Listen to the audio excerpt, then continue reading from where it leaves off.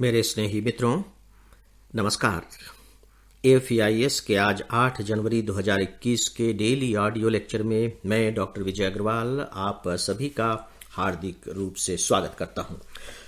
दोस्तों, आज शुक्रवार के इस डेली ऑडियो लेक्चर की शुरुआत में आप सबके प्रति एकेडमी की पूरी टीम की ओर से, मैडम प्रीति अग्रवाल की ओर से और अपनी ओर से बहुत बहुत आभार व्यक्त करने से कर रहा हूं। आप सोच रहे होंगे कि क्या बात हो गई।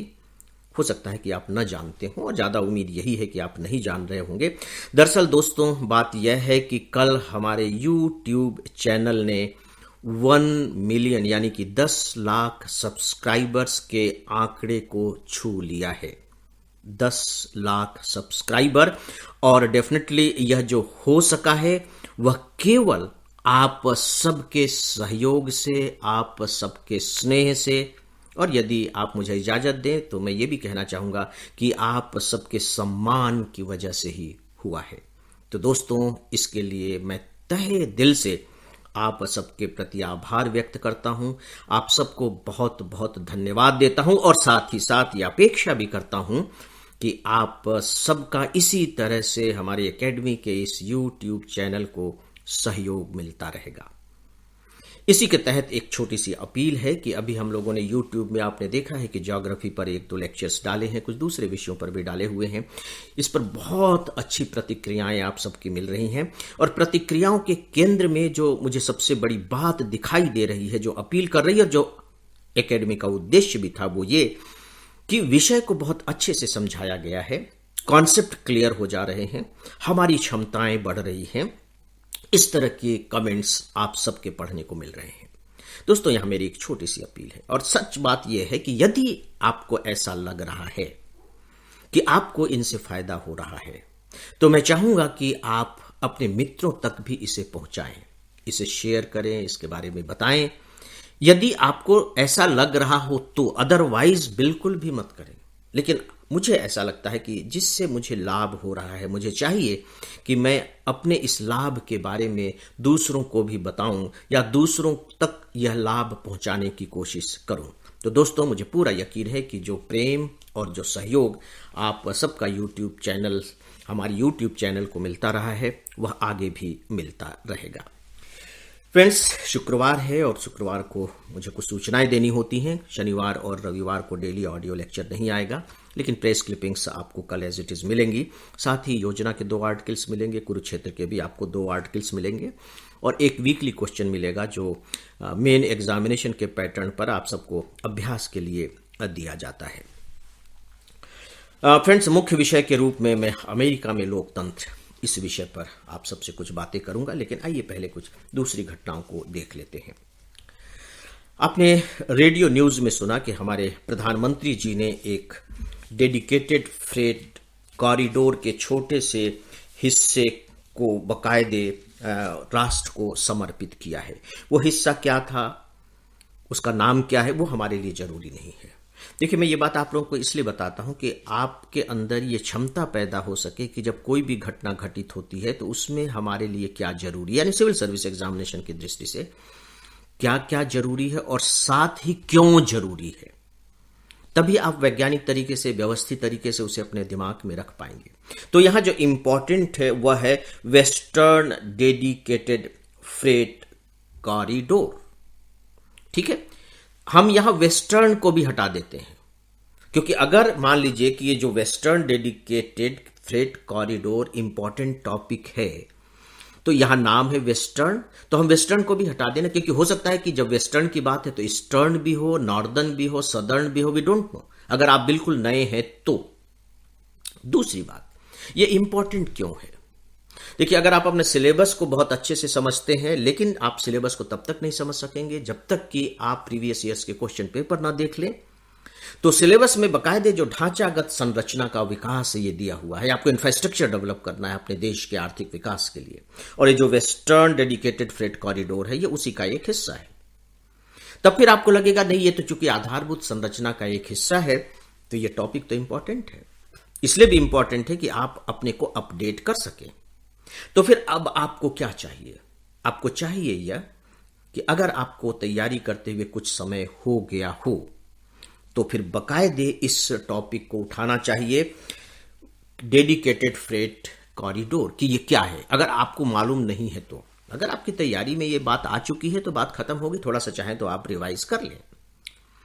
अब आप देखिए कि शब्द है डेडिकेटेड, यानी कि किसी को डेडिकेट किया हुआ, समर्पित किया हुआ, यानी कि उसी के लिए विशेष। हिंदी न्यूज में इसके लिए विशेष शब्द का प्रयोग किया गया है, और फ्रेट के लिए मालवाहक शब्द का प्रयोग किया गया है। मालवाहक, विशेष मालवाहक गलियारा या रास्ता, यानी कि ये एक ऐसा रास्ता होगा, एक ऐसा गलियारा होगा जिसमें केवल विशेष मालवाहक गाड़ियां चल सकेंगी। अब हम कहते हैं कि विशेष मालवाहक गाड़ियां, तो ये तो ट्रक भी हो सकते हैं। तब यहां आपको दिमाग में रखना होगा कि नहीं नहीं, ये रेल गाड़ियों के लिए है, मालवाहक रेल गाड़ियों के लिए, उसी को डेडिकेटेड, मतलब इस पर केवल मालवाहक रेलगाड़ियां ही चल सकेंगी। पूरे देश में लगभग 3300 किलोमीटर का इस तरह का रास्ता बनाया जा रहा है। उसका जो छोटा सा हिस्सा बना है उसे ही कल हमारे प्रधानमंत्री जी ने राष्ट्र को समर्पित किया है। अब जब बनाया जा रहा है तो इसे कोई ना कोई तो बना रहा होगा, कोई कंपनी बना रही होगी। तो रेलवे मंत्रालय ने अपनी ही कंपनी बनाई है, जिसे आप पब्लिक सेक्टर यूनिट कहेंगे, क्योंकि वो सरकार की कंपनी है। और उसका नाम क्या है? डेडिकेटेड फ्रेट कॉरिडोर तो है ही है। इसका नाम है, याद रखना बड़ा सरल हो जाता है। थोड़ा सा अगर आप रुक करके धैर्य के साथ याद करें और समझने की कोशिश करें तो इस कंपनी का नाम है dedicated freight corridor corporation of India limited. ये कंपनी का नाम हो गया। देखिए, इस तरह के नाम आपको कहां मदद करेंगे? हो सकता है प्री में मदद ना करें, लेकिन मेंस में मदद करेंगे, क्योंकि आप बकायदे उसमें नाम लिखकर आ सकेंगे। फिर आप थोड़ा सा और आगे बढ़ते हैं कि ठीक है, आप वेस्टर्न कॉरिडोर को देख लेते हैं, ईस्टर्न कॉरिडोर को देख लेते हैं कि ये क्या है। तो आपको पता लगता है कि जो वेस्टर्न डेडिकेटेड कॉरिडोर है ये लगभग 1500 किलोमीटर है। ये यूपी में एक जगह है दादरी, जो बिल्कुल हरियाणा के से सटा हुआ है। तो दादरी से ये बकाया जवाहरलाल नेहरू पोर्ट जो है हमारा पोर्ट ट्रस्ट मुंबई में, वहां तक बनेगा। तो कहां से? यूपी से शुरू होकर के ये मुंबई तक बनेगा, और इसमें हरियाणा, राजस्थान, गुजरात, मुंबई, महाराष्ट्र कह लीजिए, ये सब का सब आ जाएगा। बकायदे नक्शे पर आपको देखिए तो आपको मिल जाएगा, वहीं से रास्ता गुजरेगा। इसके बाद आपके सामने ईस्टर्न कॉरिडोर है। अब ईस्टर्न कॉरिडोर कहां से शुरू होगा? तो ईस्ट साइड से, ये वेस्ट को ईस्ट से जोड़ता है। ये पंजाब में जो लुधियाना है, लुधियाना की एक जगह है, वहां से शुरू होता है, और वेस्ट बंगाल की एक जगह है, वहां जाकर के खत्म होता है। तो जब ये पंजाब से शुरू होता है तो पंजाब, हरियाणा, उत्तर प्रदेश, बिहार, झारखंड से होता हुआ वेस्ट बंगाल तक पहुंच जाता है। तो इस तरीके से ये 2 कॉरिडोर हैं। इस तरह से थोड़ा सा आप इसके बारे में देख लीजिए, समझ लीजिए, आपका रिवीजन हो जाएगा, और आप यूं कह लीजिए कि एक अच्छी समझ अपने खजाने में डाल लेंगे। फ्रेंड्स, एक रिपोर्ट आई है, उस रिपोर्ट के बारे में मैं ज़्यादा बताने की स्थिति में नहीं हूँ।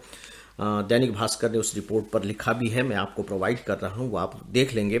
रिपोर्ट यह है कि जो हमारे यहाँ वृद्ध जन हैं उनके स्वास्थ्य, आर्थिक और सामाजिक स्थिति पर देश में पहली बार अध्ययन कराया गया है, और उस अध्ययन की रिपोर्ट हमारे जो केंद्रीय स्वास्थ्य मंत्री हैं उन्होंने जारी की है। उसमें कुछ बहुत अच्छे आंकड़े दिए हुए हैं।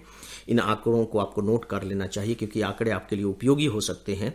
देखिए, सीधे सीधे ये आपके सिलेबस में नहीं है वृद्ध जन, लेकिन वीकर सेक्शन शब्द है आपके, है ना, जो कमजोर वर्ग के लोग हैं उनके लिए देश क्या करता है। तो उसी के तहत विकलांग आ जाते हैं, जिन्हें दिव्यांग कहा जा रहा है, माफी चाहूंगा, विकलांग शब्द मेरे मुंह से निकल गया। दिव्यांग जन आते हैं, और बच्चे आ जाते हैं, इसी के तहत आते हैं। तो वृद्ध भी उसी के तहत आते हैं। और मेंस में एक साल वृद्धों पर पूछा भी गया था कि ये उदारीकरण का क्या प्रभाव वृद्धों के जीवन पर पड़ रहा है। इस तरह का कुछ प्रश्न मुझे ध्यान आ रहा है कि पूछा गया था। तो अगर आंकड़े मिल जाएं तो बहुत अच्छा है, और चूंकि पहली बार इस तरह से सर्वे कराया गया है तो ये आंकड़े हमारे लिए ज़्यादा इंपॉर्टेंट हो जाते हैं।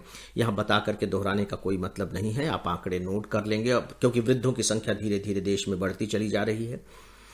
1947 में जब हमारा देश आज़ाद हुआ था तो सोचिए कि भारत की जो प्रत्याशा, जीवन प्रत्याशा थी, एवरेज एज, वो 31 ईयर्स थी। और आपको मालूम है कि अब हम लगभग 65, 70, 65, 68 साल तक पहुंच गए हैं। तो ऐसी स्थिति में वृद्धों की संख्या का बढ़ना स्वाभाविक है। तो दोस्तों, इसे आप देख लेंगे, अगर कभी समय मिला तो हम लोग इस इशू पर बात करेंगे। फ्रेंड्स, आज का जो मुख्य विषय मैंने चुना है वो है अमेरिका में लोकतंत्र। ये विषय मैंने क्यों चुना है आप बहुत अच्छे तरीके से जानते हैं।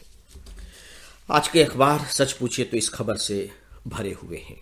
आप देख रहे हैं कि अमेरिका में जो संसद है उस पर हमला हुआ है, कह लीजिए उसके अंदर हमला हुआ है, जिसमें 4 लोग मारे गए हैं। देखिए वहाँ जो शब्द आया है, जो कैपिटल, कैपिटल का मतलब है वो जो पार्लियामेंट का कैंपस है उसको कैपिटल कहा जाता है। और ये जो कैपिटल है, ये जो भवन है, ये कैपिटल हिल पर है। तो ये आपके दिमाग में क्लियर होना चाहिए। कैपिटल हिल पर जो कैपिटल नामक संसद है उसके साथ ये घटनाएं हुई हैं। और यहीं पर जो अमेरिका के 2 सदन हैं, जैसे हमारे यहाँ लोकसभा और राज्यसभा है, आप देखिए कि हमारी एक ही पार्लियामेंट की बिल्डिंग में है, वहां भी दोनों सदन इसी में हैं।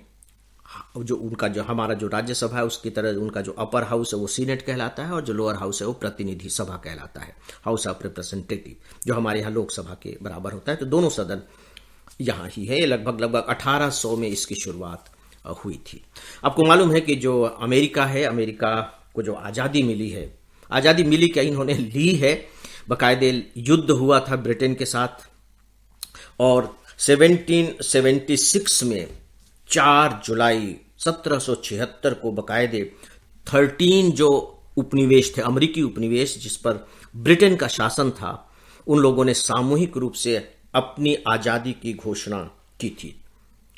4 जुलाई 1776। आपको मालूम है कि जो फ्रांस की क्रांति हुई थी इसके 3 साल बाद हुई थी, लेकिन लोग फ्रांस की क्रांति को याद करते हैं, अमेरिका की क्रांति को याद नहीं करते हैं। इन लोगों ने मिलकर के ब्रिटेन की सेना के साथ युद्ध किया था।